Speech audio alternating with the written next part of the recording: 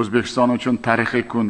Murosasiz juda qizg'in kechgan o'yinda futbolchilarimiz Jahon mundialida birinchi marta juda katta tajribali jamoaga qarshi o'zining kuchli xarakterini ko'rsatdi. Oson emas, birinchi marta 34 yil biz kutgan voqea bo'ldi. Shuning uchun kuchli xarakteri, jismoniy tayyorgarligi va irodasini yaqqol namoyon etdi desak, bu ham to'g'ri.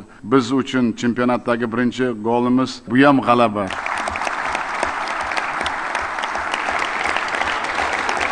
Bir narsani aytmoqchimanki, biz vatanparvar va fidoyi yoshlarimiz bilan faxrlanamiz va ular hozirgi O'zbekistonda haqiqiy qahramonlari. Hali oldimizda juda ko'p imkoniyatlar borligini o'zlaring ko'rdilaring.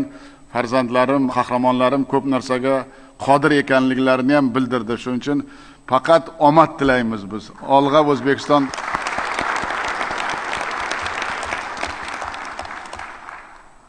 Assalomu alaykum musofirlar, musofirdagilar uchun Tayson tog'alaridan zo'r yangilik bor akalar. Rossiya bo'ylab do'stlar, listerlaringizni ochtirmoqchi bo'lsanglar yoki Tirdovoy zagovor qildirmoqchi bo'lsanglar yoki deportlaringni ochtirmoqchi bo'lsanglar akalar, bu aloqaga chiqishlaring mumkin akalar. Mana bu Rossiyaga bormoqchi bo'lganlar uchun eng zo'r yangilik. Tayson tog'alar orqasidan borganlar uchun tikka bor do'stlar, shoshilib qolinglar, ulgurib qolinglar. Bunaqasi faqat Tayson tog'alaringda. Davay o'zbegim.